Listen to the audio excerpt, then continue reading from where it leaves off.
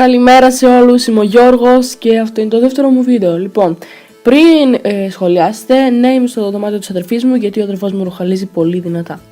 Τέλος πάντων, αφού ξυπνήσω και πέσω από το κρεβάτι όπως είδατε στο βίντεο, κάνω το κρεβάτι της αδερφής μου στο δωμάτιο της να είναι καθαρό.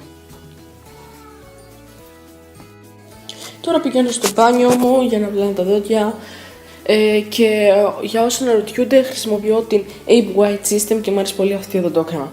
Λοιπόν, τώρα μου βλέπετε να πλένω τα δόντια μου, όχι κάτι συναρπαστικό. Και τώρα αφού άλλαξα πήγαινα στην κουζίνα ώστε να φτιάξω το πρωινό μου.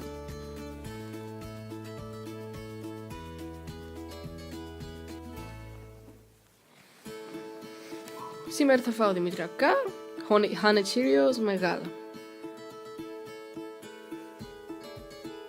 Κάνω κάποια κολπάκια με το γάλα. Και τα βάζω στο μικροκυμάτο ώστε να συσταθεί το γάλα.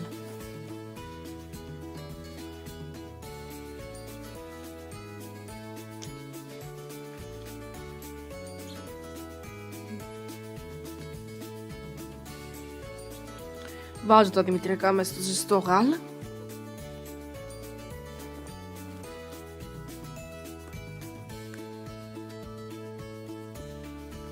Παίρνω ένα κουτάλι